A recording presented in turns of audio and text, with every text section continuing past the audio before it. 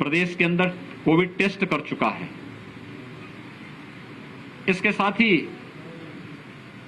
प्रदेश ने टेस्ट की क्षमता को काफी विकसित किया। मुझे याद है जब फर्स्ट वेव आई थी और पहला मरीज कोविड का उत्तर प्रदेश के अंदर मिला था 2 अप्रैल 2020 को, तो हमारे पास टेस्ट करने की कोई क्षमता नहीं थी। तब हमने एनआईवी पुणे सैंपल भेजे थे। एक भी मरीज को भर्ती करने की व्यवस्था हमारे पास नहीं थी। हमने आगरा के जो कोविड पॉजिटिव पेशेंट आए थे उनको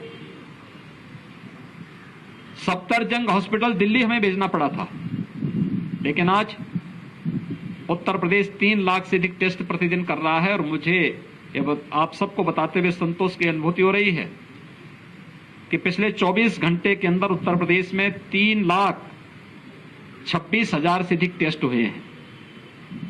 टेस्ट की क्षमता को कैसे विकसित किया जा सकता है, ये हम लोगों ने इस दौरान यहां पर तैयार किया है।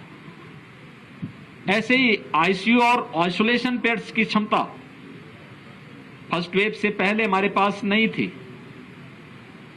हमारे 36 जनपद ऐसे थे जहां एक भी वेंटिलेटर नहीं था, लेकिन भारत सरकार के सहयोग से आज हर जनपद में वेंटिलेटर हैं, एचएफएनसी हैं, ऑक्सीजन युक्त बेड्स हैं। और हमने फर्स्ट वेव में लेवल 1, लेवल 2, लेवल 3 के बेड्स पर्याप्त मात्रा में बढ़ाए, लेकिन सेकेंड वेव में लेवल 1 बेड्स की आवश्यकता नहीं पड़ी। हम लोगों ने सेकेंड वेव में 80,000 वेंटिलेटर युक्त और ऑक्सीजन युक्त बेड्स प्रदेश के अंदर उनकी क्षमता विस्तार किया, जहां पर प्रदेश के हर नागरिक को वहां पर निःशुल्क स्वास्थ्य की सुविधा, कोरोना से उपचार की सुविधा उपलब्ध किया जा सके, और ये हम सफलतापूर्वक प्रदेश के अंदर कर रहे हैं। आज इसी का परिणाम है कि प्रदेश के अंदर लगातार पॉजिटिविटी कम हो रही है और रिकवरी बढ़ी है। पॉजिटिविटी की स्थिति है कि प्रदेश के अंदर जो एक बार लगभग 17% तक पहुंच चुका था, आज वह घट करके 2 के आसपास आ चुका है। हमारे यहां जो एक्टिव केस 30 अप्रैल को 3,10,000 तक पहुंचे थे और एक दिन में सर्वाधिक केस आए थे वह 24 अप्रैल को 38,000 से अधिक, आज वह घट करके प्रदेश में यानी न्यूनतम स्तर तक लाने में हमें सफलता प्राप्त हो रही है। एक्टिव केस प्रदेश के अंदर अब 3,10,000 से घट करके मात्र 76,000 पे रह गए हैं, और एक दिन में आने वाले पॉजिटिव केस जो 38,000 से अधिक आए थे अब वो 3,900 तक सीमित हो चुके हैं। लगातार इसमें गिरावट है, लेकिन इसके लिए बृहद अभियान चलाना पड़ा। अर्ली एंड एग्रेसिव कैंपेन प्रदेश के अंदर गांव-गांव में, कस्बे-कस्बे में स्वच्छता, सैनिटाइजेशन, फॉगिंग के साथ साथ ट्रेस, टेस्ट एंड ट्रीट के इस कार्यक्रम को हम लोगों ने मजबूती के साथ आगे बढ़ाया। आज उसके विकसित परिणाम हमारे सामने हैं। फर्स्ट वेव की तुलना में सेकेंड वेव में संक्रमण अत्यधिक होने के नाते ऑक्सीजन की क्राइसिस एक समय होती हुई दिखाई दी। मैं धन्यवाद दूंगा अपने सभी जनप्रतिनिधियों को जिन्होंने तत्काल अपनी निधि का उपयोग करते हुए हर एक जनपद में, डिस्ट्रिक्ट हॉस्पिटल में, सामुदायिक स्वास्थ्य केंद्रों में ऑक्सीजन प्लांट के लिए अपनी निधि का उपयोग किया। और आने वाले समय में उत्तर प्रदेश का हर जनपद ऑक्सीजन की दृष्टि से आत्मनिर्भर होगा। हर हॉस्पिटल में ऑक्सीजन प्लांट होंगे या ऑक्सीजन कंसंट्रेटर होंगे। ये कार्रवाई युद्ध स्तर पर चल रही है। प्रदेश जहां इन सभी कार्रवाई को युद्ध स्तर पर आगे बढ़ा रहा है, वहीं साथ ही साथ हम लोगों ने थर्ड वेव की भी तैयारी अभी से प्रारंभ की है। हर मेडिकल कॉलेज में 100 बेड का पीको और नीको के निर्माण की कार्रवाई अभी से प्रारंभ हो चुकी है। डिस्ट्रिक्ट हॉस्पिटल में 25 से 30 बेड का पीको और नीको के निर्माण की कार्रवाई हमारी प्रारंभ हो चुकी है। पीएससी, सीएससी और हेल्थ सेंटर को विकसित करने के साथ साथ मैंने सभी जनप्रतिनिधियों से अपील की है कि जैसे उन्होंने ऑक्सीजन प्लांट उन हॉस्पिटल्स में उपलब्ध कराएं, एक एक हॉस्पिटल को गोद ले लें, वहां पर अपनी निधि का उपयोग करें। शासन भी आपको धनराशि उपलब्ध करवाएगा। वहां पे मैन पावर स्थानीय स्तर पर जिलाधिकारी की कमेटी को करना है, मेडिकल कॉलेज में प्रिंसिपल्स को करने हैं। तो ये सभी कार्रवाई हमारी तेजी के साथ आगे बढ़ रही है। साथ साथ ट्रेनिंग की कार्रवाई भी, जो पीडियाट्रिशियन हैं, गायनेकोलॉजिस्ट हैं, पैरामेडिक्स हैं, नर्सिंग स्टाफ है, इन सब की ट्रेनिंग भी हम साथ साथ आगे बढ़ा रहे हैं।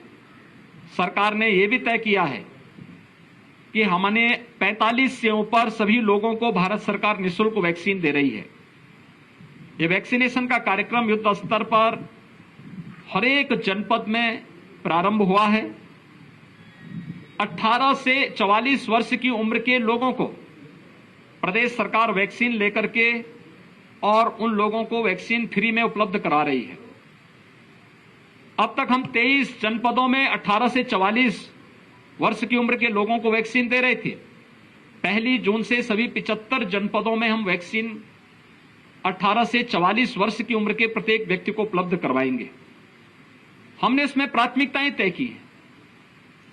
प्राथमिकता, थर्ड वेव की आशंका व्यक्त की जा रही है कि थर्ड वेव बच्चों को ज्यादा प्रभावित कर सकती है। प्रदेश सरकार ने तय किया है कि हम थर्ड वेव से पहले 12 वर्ष तक की उम्र के बच्चों के अभिभावक स्पेशल बूथ स्थापित करके उन्हें वैक्सीनेट कर लें, उन्हें एक सुरक्षा कवच उपलब्ध कराएं। हर जनपद में न्यायिक अधिकारियों के लिए और मीडिया के लिए भी अलग से बूथ लगे, मीडिया और उनके परिवार के लोगों के लिए भी अलग से बूथ लगे। इसकी भी तैयारी 1 जून से आगे कर दी गई है। हम लोग कोरोना कालखंड में वर्तमान में इस 100 वर्षों की सबसे बड़ी महामारी का सामना कर रहे हैं, तो स्वाभाविक रूप से सरकार को कोरोना कर्फ्यू भी लगाना पड़ा। ये लॉकडाउन नहीं है, कोरोना कर्फ्यू है। लॉकडाउन में सारी गतिविधियां ब्रेक हो जाती हैं। यहां पे हमने किसानों से संबंधित गतिविधियों को पूरी छूट दी है, श्रमिकों से जुड़ी हुई सभी गतिविधियों को पूरी छूट दी है। उद्योग चल रहे हैं, खेतीबाड़ी का काम चल रहा है, प्रोक्योरमेंट के सेंटर हमारे संचालित हो रहे हैं, राशन की दुकानें हमारी संचालित हो रही हैं, कंस्ट्रक्शन के कार्य हमारे चल रहे हैं, सब्जी मंडी, फल मंडी ये सब संचालित हैं, आवश्यक और इमरजेंसी सेवाएं सभी संचालित हैं। परिवहन निगम की बसेज उत्तर प्रदेश के अंदर ये निरंतर चलायमान है, ये संचालित हैं, ये कार्य कर रही हैं। इसलिए हम लोगों ने कोरोना कर्फ्यू का सहारा लेकर के कि कहीं भीड़ न हो, कोरोना के संक्रमण की चेन को भी ब्रेक किया जा सके और साथ साथ हम लोग एक सामान्य नागरिक के जीवन के साथ साथ उसकी जीविका को भी बचा सकें। फिर भी कुछ लोगों की जीविका प्रभावित हुई हो, इसके लिए प्रधानमंत्री गरीब कल्याण पैकेज के अंदर मई और जून का निःशुल्क राशन वर्तमान में वितरित हो रहा है। जून, जुलाई और अगस्त 3 महीने का निःशुल्क खाद्यान्न राज्य सरकार भी अपने स्तर पर हर एक जरूरतमंद को उपलब्ध करवा रही है। प्रदेश के अंदर मेरा अनुमान है कि 15 करोड़ से अधिक लोग इसका लाभ लेंगे। 1 महीने में 15 करोड़ से अधिक लोग इसका लाभ लेंगे। इसके अलावा और भी तमाम ऐसे लोग हैं जो प्रतिदिन मार्केट में, मुख्यालय में आकर के अपनी रोजी रोटी चलाते थे।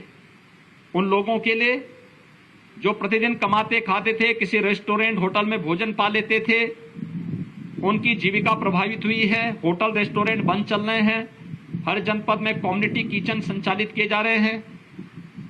हम लोगों ने यह भी कहा है कि मरीज के परिजन होटल रेस्टोरेंट बंद होने के नाते उनके सामने संकट होगा, कम्युनिटी किचन से उन लोगों को भी भोजन उपलब्ध करवाया जाए। और साथ साथ जिन लोगों की आजीविका प्रभावित हुई है, जून महीने से श्रमिक, संगठित और संगठित क्षेत्र के स्ट्रीट वेंडर, जिसमें ठेला, खोमचा, रेड़ी, पल्लेदार, कुली, ये सभी आते हैं।